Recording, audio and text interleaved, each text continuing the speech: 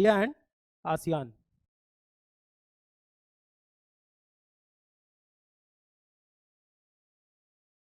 मैंने आपको look east policy बहुत अच्छे से समझाई थी पिछले लेक्चर में, आपको अच्छे से याद होगा। अब ऐसे समझो ये है India and countries lying here are called as ASEAN countries. We have 10 countries here, 10 countries का ग्रुप है, इनका हेडक्वार्टर बैंकॉक में है, बैंकॉक डिक्लेरेशन से बना था, check the headquarter, ASEAN was formed through Bangkok declaration, है ना। तो now India has this policy of looking east, India is looking at the east, east में कौन है, ये सारी कंट्रीज, ईस्ट में है कौन से, ये सारी कंट्रीज। अब now there are certain agreements, पहले अग्रीमेंट समझो, पहले एक चीज होती है ऑफर, आप ऑफर देते हो, कोई अग्री कर लेता है, वो बन जाता है promise. If both the parties are willing to give something, then there is consideration involved, and once there is consideration, it becomes an agreement. Only if there is legal enforceability, then it is a contract. तो ये कैसे हैं, agreements हैं, so there is no legal enforceability, है ना। तो होता क्या है, जब countries देखते हैं उनके आपस में goods, services और investments, you can add humans also, जब ये humans का क्रॉस बॉर्डर ट्रेड होना शुरू हो जाए, जब ये चार चीजें क्रॉस बॉर्डर यूज होने लग जाए, people from India start sending more and more goods, services and investment to these countries, and vice versa the same is happening. A lot of goods, services and investment is coming from these countries to India. तो ये लोग करते क्या है, आपस में taxes कम कर देते हैं। जब आप बाहर से कुछ मंगाते हो तो एक्सपोर्ट ड्यूटी लगती है, सॉरी इंपोर्ट ड्यूटी लगती है, you are importing something and if you are selling something then there is export duty. तो ये कंट्रीज आपस में करते क्या है, बहुत सारे टाइप के इकोनॉमिक अग्रीमेंट्स होते हैं, है ना, लेकिन हमें उसकी टेक्निकलिटी में नहीं जाना है। बायलैटरल ट्रेड अग्रीमेंट ये कहता है कि हम ना तुम पे टैक्स लगाएंगे ना तुम हम पे टैक्स लगा देना। If we are selling you some goods service और let's say some investment, we both of us won't be taxing each other, both of us won't be taxing each other. अब इसी चीज का हमें एनालिसिस करना है। अगर मान लो कल को बीटीए पूछ दे, सेपा पूछ दे, सेका पूछ दे, दो कंट्रीज के बीच में, जैसे यहाँ इंडिया एंड आसियान के बीच में पूछा है, ग्रुप में पूछा है, इंडिया या कोरिया पूछ ले, तो अब मोर और less the answers will be same. तो अगर कोई तो इकोनॉमिक ट्रीटी पे पूछता है क्वेश्चन, तो मैं आपको जो जिस फ्रेमवर्क में लिखवा रहा हूँ उस फ्रेमवर्क में ही आप क्वेश्चन अटेम्प्ट करके आओगे। Right on the first line, the BTA between India and ASEAN plays a crucial role in strengthening economic ties and regional cooperation. BTA between ASEAN and India plays a crucial role in economic and regional integration। इसका क्या मतलब है, अरे यार economy अगर एक दूसरे के बीच में आपस में घूमेगी तो इकोनॉमिक इंटीग्रेशन ज़्यादा होगी, है ना, इकोनॉमिक इंटीग्रेशन होगी, और उसके साथ साथ जो north eastern part of India है that will feel more associated towards these nations, right. तो रीजनल इंटीग्रेशन ज़्यादा होगा, मूवमेंट ज़्यादा होगा ना। तो एक तो हमें इससे ये मिलता है। तो अगर कोई भी अगर अग्रीमेंट आता है तो स्टार्टिंग लाइन क्या होगी, लेट्स से कोरिया के साथ आ गया, तो let's say we'll write the CEPA, the comprehensive economic partnership agreement between India and Korea plays a crucial role in economic and regional integration. India and ASEAN signed a FTA in 2009 which came into effect in 2010. Now this is something factual, याद रहे तो लिख लो, नहीं मैं बहुत ज़्यादा force नहीं करूंगा। Now this BTA was signed in the year 2010. This is something which I don't expect from you, ना तो एग्जामिनर आपसे ज़्यादा एक्सपेक्ट करेगा क्योंकि ऐसे तो कितना याद करोगे, बट स्टिल अगर याद रह जाए तो वहाँ पे लिख देना। और देखो ये भी कर सकते हो, थोड़ा सा ना फिगर्स को ऐसे भी यूज़ कर सकते हो, एग्जामिनर शायद इतना ध्यान ना दे, तो वैसे इस पॉइंट को लिखने की ज़रूरत है भी नहीं ज़्यादा। आगे लिखते हैं।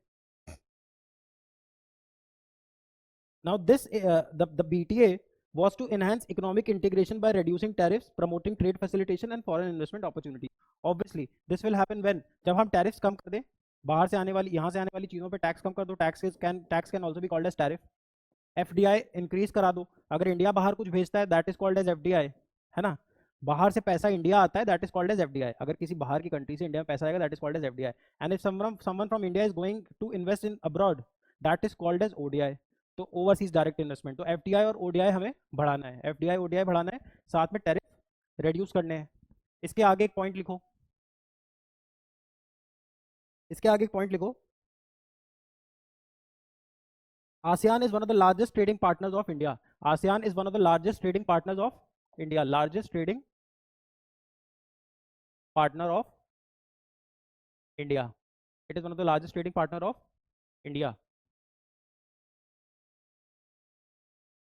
The trade between both the countries have surpassed $110 billion. The trade between both the countries has pass $100 billion. देखो एग्जाम में अगर क्वेश्चन आएगा वो तभी पूछेगा जब दूसरा ऑर्गेनाइजेशन और इंडिया ऑर्गेनाइजेशन के बीच में बहुत ज़्यादा ट्रेड हो रहा होगा, something which is of economic importance. तो हम कोशिश करेंगे, हमसे एग्जाम में जो भी पूछेगा हम 100 सवा 100 के आसपास का आंकड़ा लिख देंगे।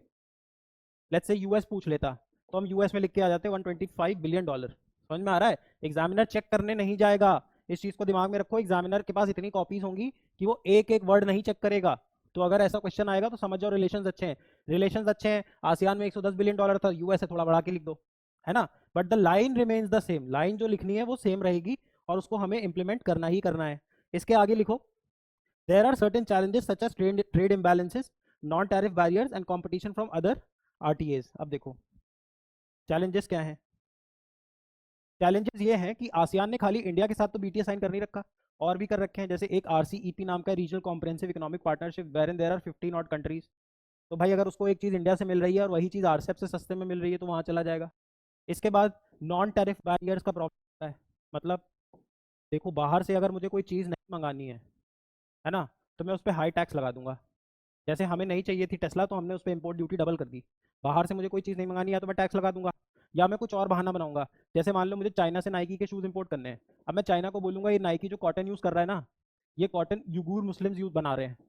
युगूर मुस्लिम्स कौन है? युगूर मुस्लिम्स वो है जिन पे चाइनीज़ गवर्नमेंट एट्रॉसिटी करती है, ऐसा यूएस बोलता है। तो Chinese government does atrocities on Uyghur Muslims and since these Uyghur Muslims are working in these cotton plantations so we don't want to import your Nike shoes, है ना। तो ये हो गया नॉन टैरिफ बैरियर। ऐसे बहुत सारे नॉन टैरिफ बैरियर्स लगा दिए जाते हैं।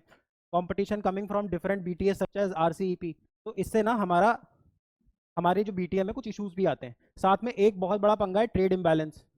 नाउ ट्रेड इम्बैलेंस क्या मतलब है? ये सारे वर्ड्स यूज करने हैं, कोई भी ऐसा क्वेश्चन आएगा all of these words have to be used. Trade imbalance का मतलब ये होता है कि मान लो कंट्री एक ए है, एक कंट्री बी है। मैंने तुमको माल बेचा 100 रुपए का, तुमने मुझे माल बेचा 50 का, घाटे में कौन है? बी।